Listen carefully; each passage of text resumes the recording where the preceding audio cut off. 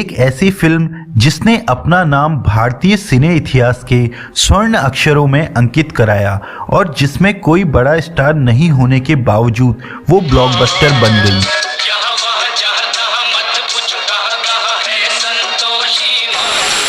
वो धार्मिक फिल्म जिसने कमाई के ऐसे रिकॉर्ड बनाए जो अब तक कोई भारतीय फिल्म नहीं तोड़ पाई है।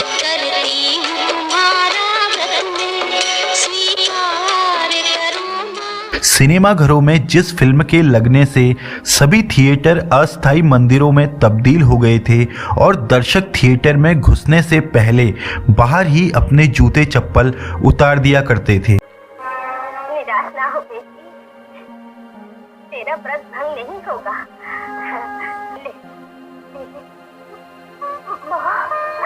लेकिन क्या आप जानते हैं कि इस फिल्म में जैसे ही एक खास सीन आता था तो दर्शक थिएटर के स्क्रीन पर फूल, चावल और सिक्के उछालने लगते थे और कई लोग अपनी पूजा की थाली लेकर वहीं हॉल में ही आरती करने लगते थे।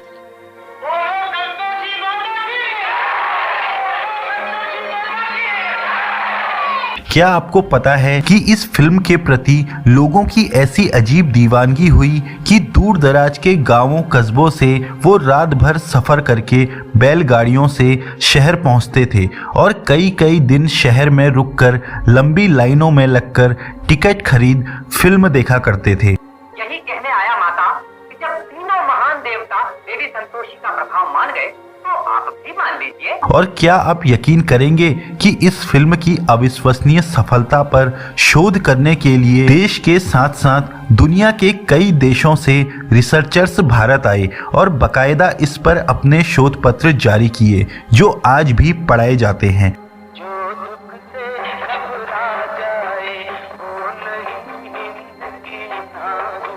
तो आखिर क्यों इस फिल्म को लेकर लोगों में इस हद तक दीवानगी और श्रद्धा उमड़ पड़ी थी कि देश के सैकड़ों थिएटर में ये फिल्म 50-50 हफ्तों तक लगी रही?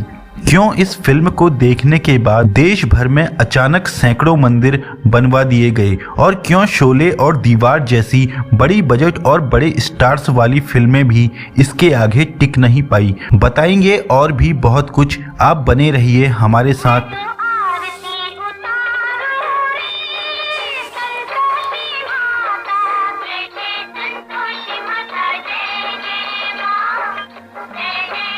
जानकार बताते हैं कि देश में आज़ादी से पहले बड़े पर्दे पर लंबे अरसे तक धार्मिक फिल्मों का बोलबाला रहा था, लेकिन धीरे धीरे वो दौर खत्म सा हो गया और उसकी जगह अलग तरह की फिल्मों ने ले ली। जब फिल्म जय संतोषी मां रिलीज हुई थी तब तो मार धाड़ और प्यार मोहब्बत वाली फिल्में ही बना करती थी। कोई भक्ति फिल्म आती भी तो उसके दर्शक लिमिटेड होते थे और ऐसी धार्मिक फिल्में कब आई और कब चली गई किसी को पता भी नहीं चलता था। लेकिन ऐसे दौर में जैसी कामयाबी फिल्म जय संतोषी मां ने पाई वैसी ना उसके पहले किसी हिंदी फिल्म को बॉक्स ऑफिस पर मिली थी और ना ही उसके बाद किसी और फिल्म को नसीब हुई।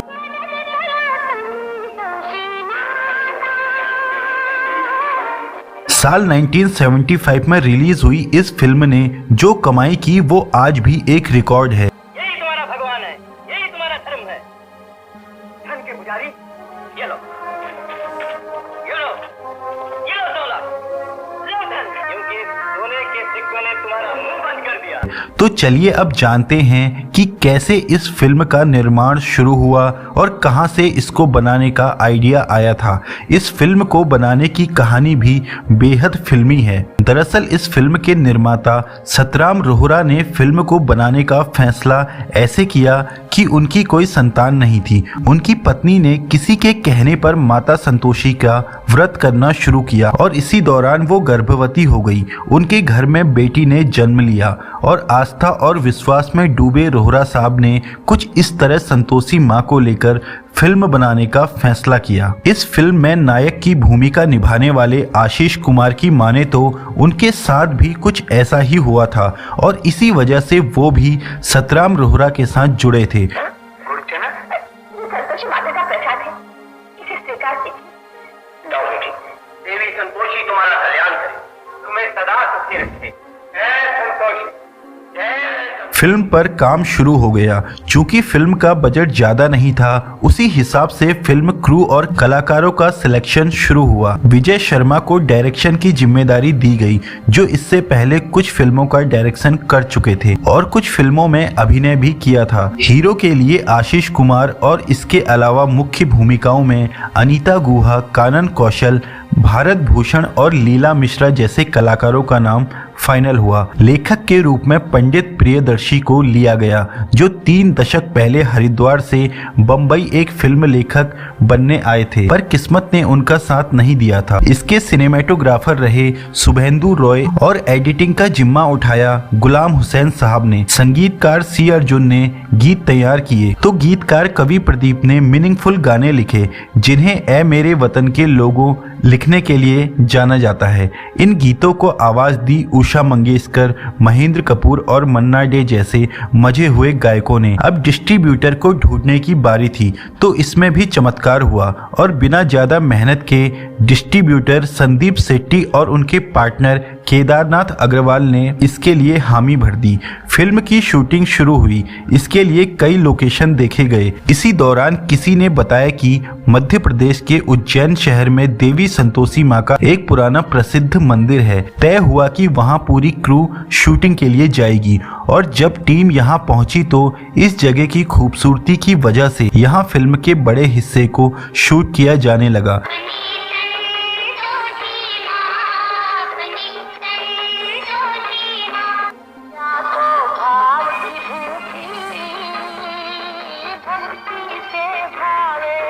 देश के कुछ और हिस्सों में शूटिंग हुई और फिल्म बनकर तैयार हो गई। 30 मई साल 1975 को शुक्रवार के दिन इसे देश भर के सिनेमाघरों में रिलीज किया गया। फिल्म जय संतोषी माँ ने अपने रिलीज के 3 दिन कुछ खास कमाल नहीं किया, लेकिन सोमवार का दिन चमत्कार लेकर आया। पता चला कि महाराष्ट्र के दूर दराज के इलाकों से दर्जनों बैलगाड़ियां शहर की तरफ चली आ रही हैं। लोगों ने देखा कि बैलगाड़ियों की लंबी कतारें वसई विरार की तरफ पश्चिम में और मध्य मुंबई में कल्याण और थाने की तरफ से आती ही जा रही हैं। इनमें हर उम्र वर्ग और तबके के लोग शामिल थे। इनसे पूछा गया तो पता चला फिल्म जय संतोषी माँ देखने के लिए घंटों का सफर तय करके ये आ रहे थे। धीरे धीरे ये बात देश भर में फैल गई और हफ्ते भर के अंदर लगभग हर शहर, हर कस्बे में यही नज़ारा था। फिल्म जय संतोषी माँ देखने के लिए लोगों का हुजूम सैलाब बनकर उमड़ पड़ा था। जिन लोगों को पहले दिन लाइन में घंटों लगने के बाद भी टिकट नहीं मिलता था, वो परिवार सहित अपनी बैलगाड़ियों में ही सो जाते थे और दूसरे या तीसरे दिन फिल्म देखकर घर वापस लौटते थे। देश के सैकड़ों सिनेमाघरों में भीड़ इस कदर बेकाबू होने लगी कि एक्स्ट्रा पुलिस कर्मियों की फौरन तैनाती की गई। फिर भी देश के कई हिस्सों में नज़ारे चौंकाने वाले थे।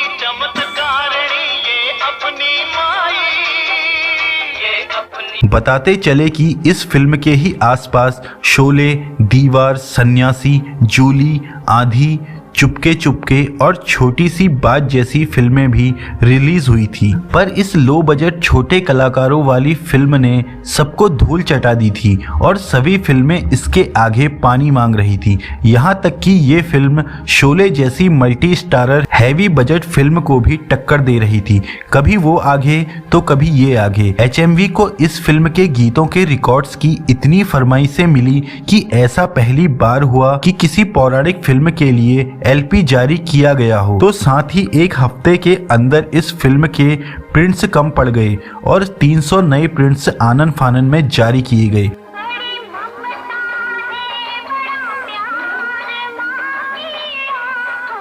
वहीं इस फिल्म को लेकर ऐसी चीजें हुई जो बिल्कुल अनोखी थी। ज्यादातर लोग नहाकर पूजा की थाली लेकर खाली पैर इस फिल्म को देखने सिनेमाघरों में जाते थे।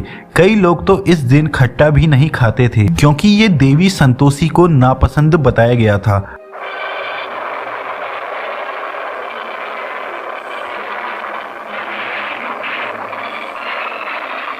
लोग माता संतोषी के जयकारे लगाते सिनेमा हॉल में प्रवेश करते थे और फिल्म के दौरान भी जयकारे गूंजा करते थे।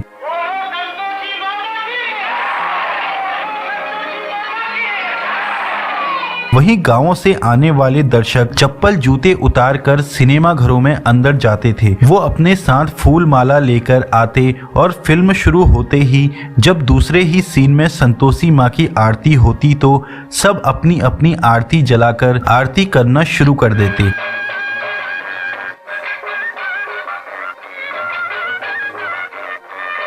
इस दौरान स्क्रीन पर सिक्के, फूल और अक्षत फेंके जाते।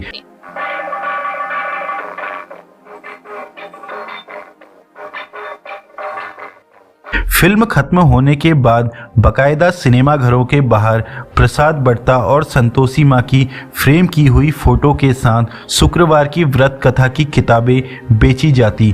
लोग लाइनों में लगकर इसे खरीदते और तब वापस घर जाते थे। लेकिन आश्चर्य ये है कि इतनी भारी भीड़ और दर्शकों की दीवानगी के बावजूद भी ना ही कभी कोई भगदड़ मची और ना ही कभी कोई हादसा हुआ। गणेश की ये मानस कन्या सदा सबकी मनोकामना पूर्ण करेगी, संतोष की गंगा बहाएगी और संतोषी माता के नाम से सारे संसार का कल्याण। बात करें इस फिल्म की लागत और कमाई की तो फिल्म के बजट और कलेक्शन के बीच कमाई का आंकड़ा देखा जाए तो ये लगभग 208 गुना अधिक था। ये सब क्या? दूसरा सवाल इसलिए ये तुम्हारे लिए है बेटे? नहीं सेठ जी नहीं, ये हम तुम पर कोई उपकार नहीं कर रहे बेटे, सब तुम्हारी मेहनत का। और भारतीय सिनेमा के इतिहास में आज तक किसी भी फिल्म ने अपनी लागत का इतना अधिक रिटर्न नहीं कमाया है। बता दें कि 12 लाख में बनी इस फिल्म ने 25 करोड़ का बिजनेस किया था और बॉक्स ऑफिस पर हमेशा के लिए नए बेंचमार्क सेट कर दिए। हाल के सालों में रिलीज हुई फिल्में बाहुबली, पुष्पा और KGF 2 जैसी फिल्में भी लाख कोशिश के बावजूद जय संतोषी माँ फिल्म की 47 साल पुराने रिकॉर्ड को नहीं तोड़ पाई है।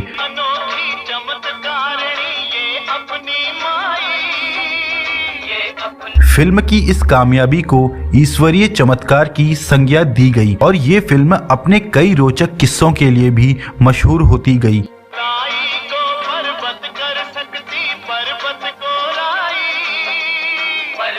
एक ऐसा ही किस्सा एक्टर एंकर शेखर सुमन ने अपने शो लाइट कैमरा किस्से में शेयर किया था कि कैसे पटना के एक शख्स ने एक सिनेमा घर के बाहर जूते चप्पल संभालने के लिए स्टॉल लगाकर 1,70,000 रुपए की कमाई चवन्नी अठन्नी जमा करके कर ली थी।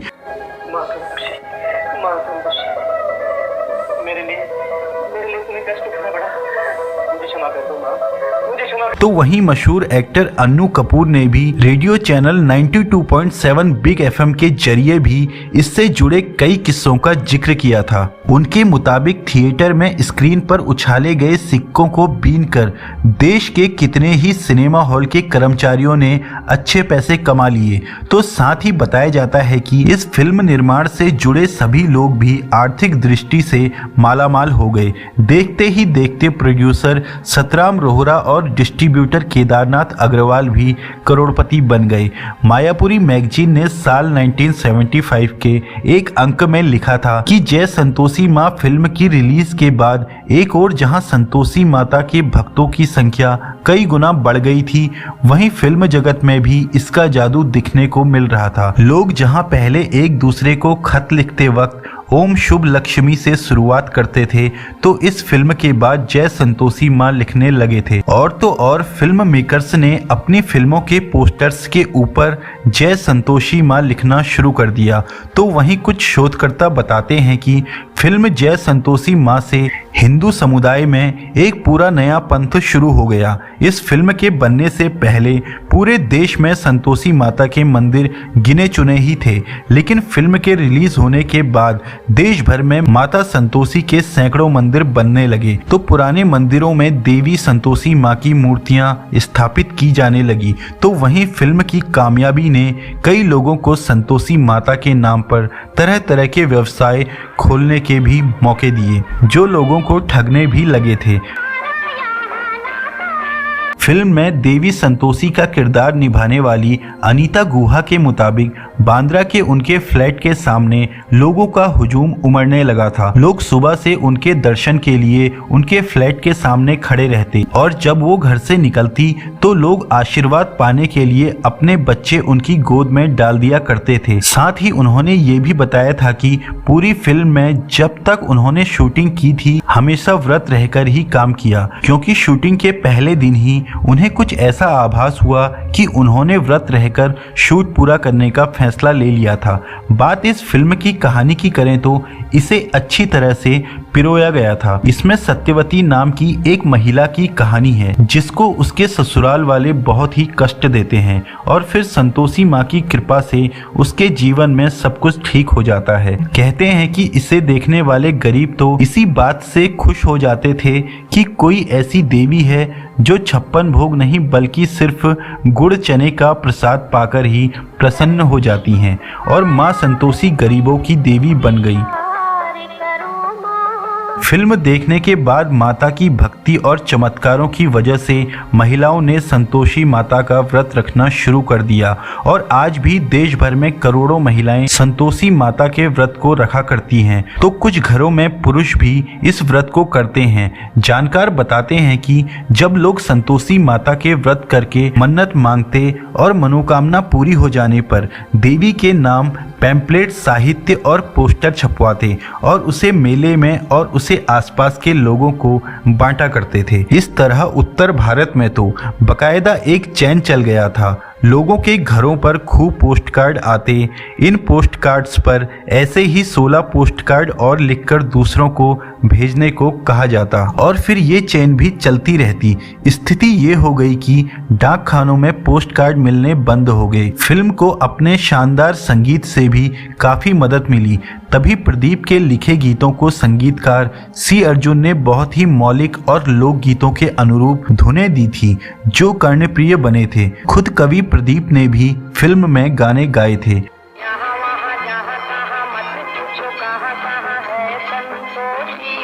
मन्ना डे और महेंद्र कपूर की आवाज भी फिल्म के किरदारों पर बिल्कुल फिट बैठी और सोने पर सुहागा बनी। उषा मंगेशकर की आवाज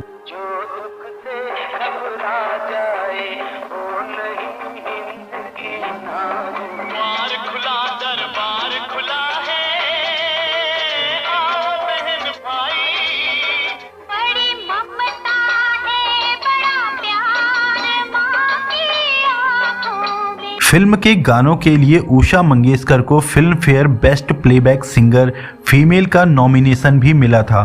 फिल्म के कुछ गीत इतने प्रसिद्ध हुए कि आज भी हमारे घरों में और धार्मिक आयोजनों में आरती और भजन की तरह गाए जाते हैं। वहीं फिल्म की अविश्वसनीय सफलता से उत्साहित होकर इसके प्रोड्यूसर, फिल्म के डिस्ट्रीब्यूटर और दूसरे कुछ लोगों ने माता संतोषी के भव्य मंदिर बनाने की घोषणा कर दी, लेकिन लंबा समय बीत जाने के बाद भी उन्होंने इसे पूरा नहीं किया और फिर धीरे धीरे कुछ दिवालिया हो गए तो कुछ को खतरनाक बीमारियों ने जकड़ लिया। लोगों ने इस पर यह कहा कि ये ऊपर वाले के नाम पर धोखाधड़ी करने का परिणाम था। कहते हैं कि जिन लोगों ने भी संतोषी माता के नाम पर दूसरों से कपट करने की कोशिश की, सबको ईश्वरीय न्याय का सामना करना पड़ा। लेकिन साथ ही आपको ये भी बताते चलें कि इस फिल्म की अपार सफलता को देखते हुए कई बड़े फिल्म मेकर्स ने भी ऐसी कुछ धार्मिक फिल्में बनाई, लेकिन उनमें से एक भी कामयाब नहीं हो सकी और जय संतोषी माँ फिल्म का करिश्मा एक रहस्य ही बना रह गया। तो वहीं कुछ साउथ के डायरेक्टर्स ने भी माता संतोषी पर फिल्में बनाई। ये फिल्में तो कुछ खास चली नहीं, पर दक्षिण भारत में भी देवी का प्रचार जरूर होने लगा। फिर कर्नाटक और तमिलनाडु में भी माता के कई बड़े मंदिर स्थापित किए गए जो आज भी काफी प्रचलित हैं। एक और बड़े आश्चर्यजनक तथ्य की बात करें तो फिल्म जय संतोषी माँ के सामाजिक आर्थिक असर का बकायदा दुनिया भर में एक्सपर्ट्स ने शोध पत्र तैयार किए, जिसमें ये जानने की कोशिश की गई कि इस फिल्म में ऐसा क्या अलग था जिसने दर्शकों को दीवाना और भक्त बना डाला। जाने माने इतिहासकार माइकल ब्रैंड, बर्नॉट कॉलेज के professor John Stratton Hawley, Florida state university के professor Kathleen Arnold, Iowa university के प्रोफेसर फिलिप लुट गैंडोर्फ और राइटर स्टैनली कर्ट्ज के साथ साथ कई विदेशी हिस्टोरियन और जर्नलिस्ट ने भी इस पर रिसर्च करने के लिए भारत आए और कई सारे इंटरव्यू लेकर अपने शोध पत्र तैयार किए। भारतीय समाजशास्त्री वीणा दास सहित और भी कई जाने माने साहित्यकारों ने इस पर बकायदा शोध पत्र छापे, जो आज तक किसी और फिल्म के लिए नहीं देखा गया। कहा जाता है कि तब से जिन घरों में देवी संतोषी का व्रत पूजन शुरू हुआ वो ज्यादातर घरों में आज भी जारी है और अब भी जब टीवी पर ये फिल्म आती है तो पूरा परिवार इसे एक बार जरूर देखता है और माता को याद करता है, क्योंकि दर्शकों में आज भी इसे लेकर असीम श्रद्धा बरकरार है। अब इसे संतोष की देवी संतोषी का करिश्मा कहें या कोई दैवीय चमत्कार, लोगों की आस्था कहें या एक अच्छी फिल्म का कमाल, ये मानना पड़ेगा कि इसका जादू दर्शकों के सिर चढ़कर बोला था। कहा गया कि फिल्म में गणेश जी की पुत्री बताई गई इस देवी के बारे में कोई शास्त्रीय आधार मौजूद नहीं है, लेकिन जाहिर है कि जहां भक्तों की आस्था और विश्वास है वहां किसी और चीज की आवश्यकता भी कहां होती है। तो दोस्तों, आपको आज का हमारा ये शो कैसा लगा हमें कमेंट सेक्शन में लिखकर जरूर बताइएगा। साथ ही बताइएगा कि आपको ये फिल्म कैसी लगी और इस फिल्म की कहानी, इस फिल्म के गीत, इस फिल्म के जो तमाम कलाकार थे उनमें से कौन सी चीज आपको सबसे ज्यादा पसंद है। तो चलिए कुछ और नए किस्से कहानियों के साथ अगले एपिसोड में आपसे फिर होगी मुलाकात। फिलहाल मुझे दीजिए इजाजत। नमस्कार। जय संतोषी माँ।